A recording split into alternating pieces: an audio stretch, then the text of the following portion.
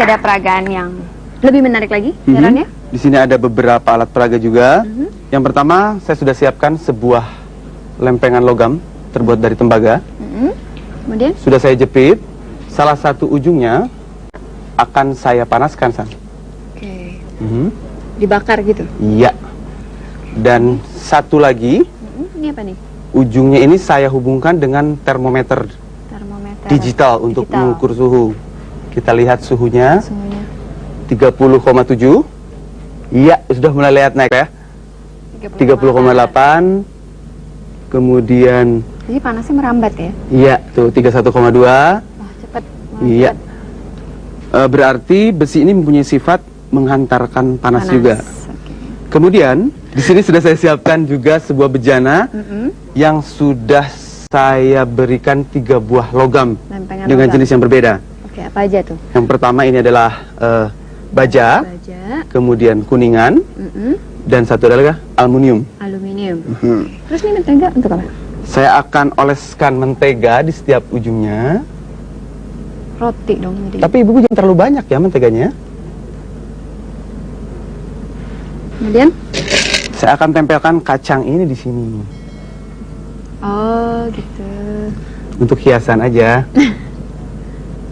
Yang jadi pertanyaan untuk peserta adalah, jika ke dalam bak saya tuang air panas sampai ketiga lempengan logam ini terendam sebagian, kacang merah di logam mana yang akan jatuh terlebih dahulu? Apakah A. logam baja, B. logam kuningan, C. logam aluminium? silakan jawab dan berikan alasannya.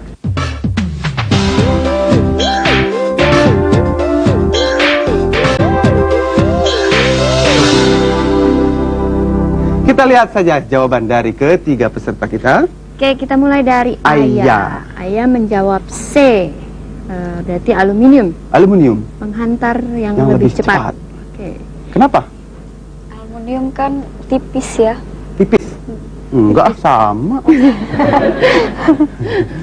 Pokoknya aluminium aja ya. Oke, Wahyu menjawab B. B artinya kuningan. Kenapa? Yang saya tahu sih kuningan dibandingin besi yang lain lebih cepat. Dibanding logam yang lain? Logam yang lain. Oke, dan Arya menjawab A, baja. Ya, karena baja memiliki molekul-molekul yang lebih padat, jadi lebih cepat menghantarkan panas. Oke, beri semangat saja untuk ketiga desainer kita. Untuk peragaan ini tiga-tiganya menjawab berbeda. Berbeda ya kali ini. Jadi agak seru nih. Seru, oke. Kita akan buktikan saja jawaban siapa yang betul. Saya akan masukkan air mendidih ini.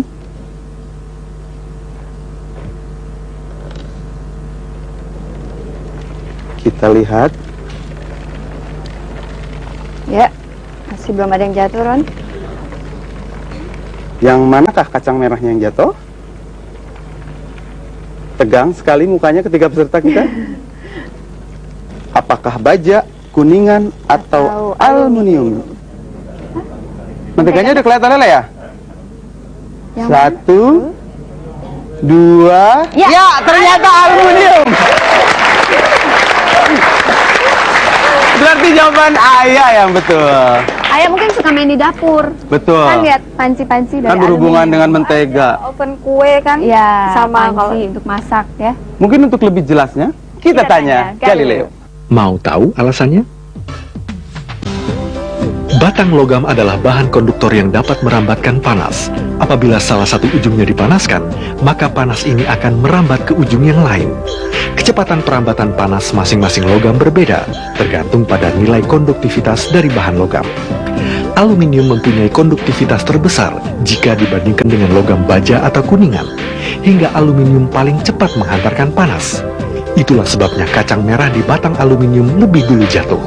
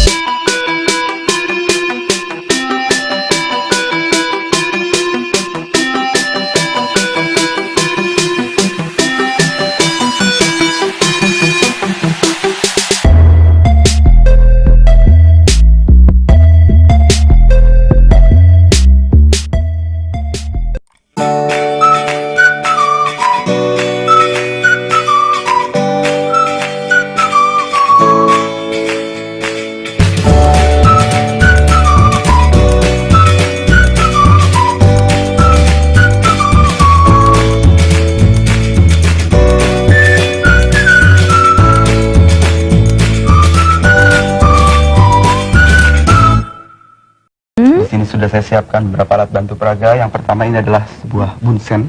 Bunsen. Bunsen ini adalah seperti kompor. Oh gitu. Nanti kita akan nyalakan. Kemudian sudah saya siapkan juga 2 buah bejana. Bejana. Diisi air dan agak dimiringkan. Kenapa miring sih, Bang? Ini nanti kalau kita bakar, biar perambatannya agak cepat. Oke. Karena waktunya kan kita terbatas nih. Terbatas ya. Oke. Kita akan coba di bejana yang pertama. Kemudian di dalam bejana ini nanti kita akan masukkan Apa? es batu. Nah, ini es batunya. Es batu biasa ya. Kita masukkan.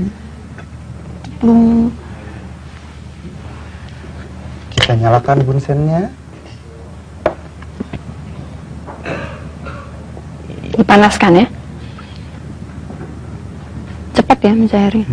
Kan berarti airnya panas. Esnya mulai mencair. Mencair. Dan apa yang terjadi dengan air? Ya, bagian atasnya mulai ini apa? Mendidih. Iya. Udah ada gelembung-gelembungnya. Ya, ternyata dengan pemanasan seperti ini, es batu tadi mencair. Mencair. Kemudian airnya menjadi Mendidih ya. Di mendidih. bagian atas ya, mendidih. Oke, sekarang kalau tadi kita masukkan, kita matiin dulu es bunsennya ya. Kita pindahin bunsennya. Oke. Oke. Nanti kita akan nyalakan juga bunsennya di sini. Masih pakai es batu? Pakai es batu juga, tapi kali ini es batunya kalau tadi kan terapung permukaan air di bejana.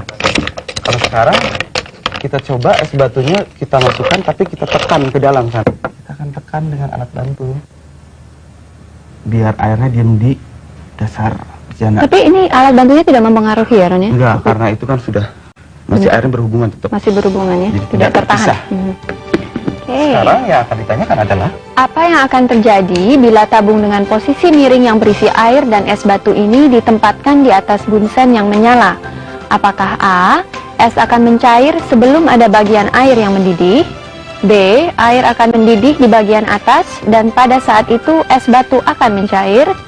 C. Air akan mendidih di bagian bawah dan es batu mencair? D. Air akan mendidih di bagian atas tetapi es batu tidak akan mencair. Oke, silakan jawab dan berikan alasannya.